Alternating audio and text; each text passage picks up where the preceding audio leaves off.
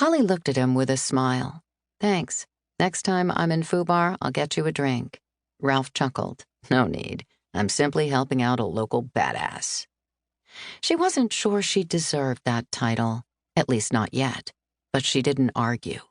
Instead, she simply nodded her thanks, slid out, and waved as Ralph pulled off. Once inside, she walked up to the nurse's station and found one of the same nurses she'd seen before. The woman, middle-aged with gray wisps in her blonde pulled-back hair, looked up. "I thought we told you to go home and rest." Holly put her hands out. "I did. See? New clothes." The nurse gave her a deadpan look. "What do you need?" She tapped her fingers on the desk. "I don't need to see them. I only want to make sure that all their bills so far are taken care of." The nurse searched in the system and wrote down a figure for each of the patients.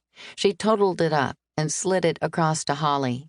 The final amount wasn't that high, which surprised her. She handed the woman her card and entered her PIN into the small pad on the desk. The nurse printed a receipt out and handed it over. "They gave you the hero discount." Holly's lip twitched slightly. "That was really generous, but I'm no hero. I'll be back later to check on the team. Thanks for taking care of them." The other woman shook her head. "That's our job. See you later, and keep a fresh bandage on that wound." She headed for the door and waved at the nurse over her shoulder. "Fresh as can be, promise." In the parking lot, she hoisted herself into the team Jeep, having left it there when JB gave her a ride to her apartment earlier. For a moment, she cringed when she saw the dried blood on the seats behind her. She turned to face forward and put the key in the ignition, but winced as she pushed down on the pedal and the damaged flesh of her leg strained against the nylon stitches. Holly returned to her apartment when she decided that the shorts weren't the best outfit in which to walk into the bar. She made her way slowly upstairs and only half listened as Amanda spoke to someone inside the work area.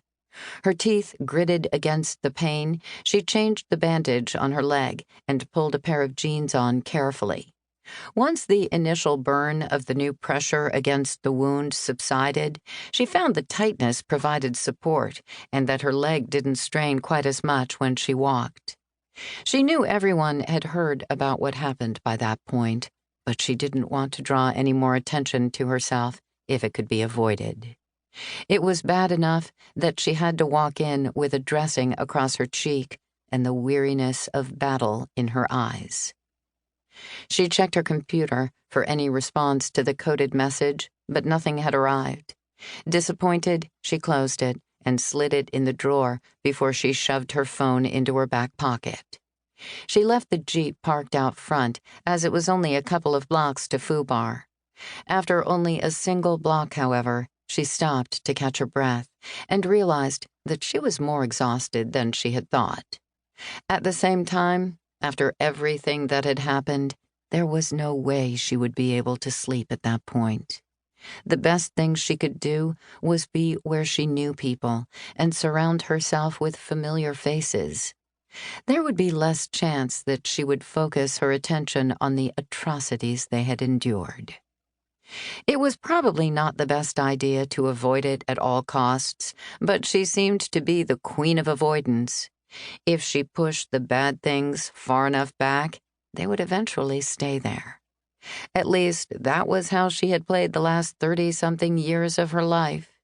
Then again, she had never seen a friend ripped apart and dragged off by a beast before, especially not one that looked like it had crawled right out of hell.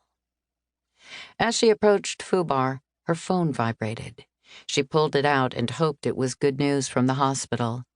Instead, she exhaled a sharp breath and rolled her eyes as she tilted her head toward the sky. Her company was checking in as she hadn't made a drop yet, one of the last people she wanted to hear from at that point.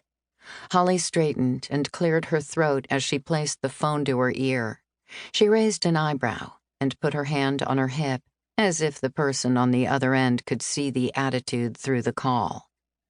"Hello?"